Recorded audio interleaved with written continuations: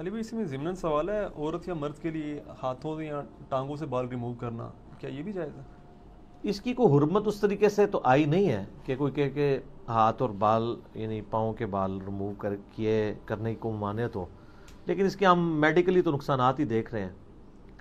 وہ ایک بار کرتے ہیں پھر بار بار ان کو مصیبت سے گزرنا پڑتا ہے.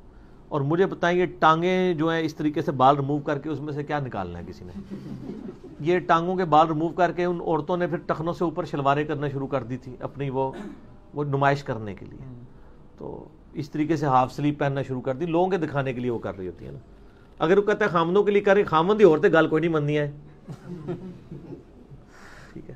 اور مجھے حدیث یاد آ گئی، بخاری مسلم میں حدیث ہے، نبی صلی اللہ علیہ وآلہ وسلم نے فرمایا کہ مجھے اللہ تعالیٰ نے جہنم دکھائی تو میں نے اپنی امت کی عورتوں کی اکثریت جہنم میں دیکھی.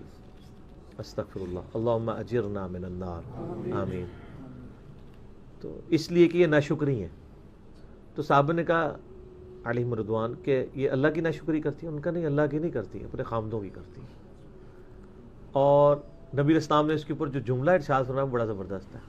آپ فرمایا ان عورتوں کا یہ حال ہے اگر پوری زندگی ان کا مرد ان کے ساتھ حسن سلوک کرتا رہے اور کبھی کوئی مسئلہ چھوٹا سا بھی مس ہینڈل ہو جائے تو یہ کہتی ہیں جب سے تیرے پاس آئی ہوں میں نے سکھ کا ایک دن بھی نہیں دیکھا.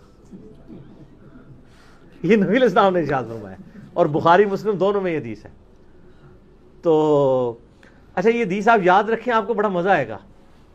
میری بیوی جب میرے ساتھ لڑ رہی ہوتی ہے تو میں فوراً یہ حدیث یاد کرتا ہوں اور مسکراتا ہوں. تو وہ پوچھتی ہے کیوں؟ میں نے کہا مجھے وہ نبی علیہ السلام کی بات یاد آ گئی، آپ نے فرمایا تھا کہ یہ عورتیں ایسے ہی کہتی ہیں کہ صبح کا ایک دن بھی نہیں گزارا. تو بالکل وہ نظر آ رہا ہے.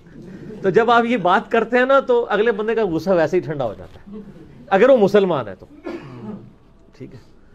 تو اس حوالے سے یعنی ان چیزوں کو بھی دیکھنے کی ضرورت ہے. تو آپ کی بات کا جواب اس میں کور ہو گیا؟ جی جی جی ٹھیک ہو. جی. اچھا اذان عصر کا وقفہ کر لیتے ہیں انشاءاللہ، باقی اذان عصر کے وقفے کے بعد انشاءاللہ.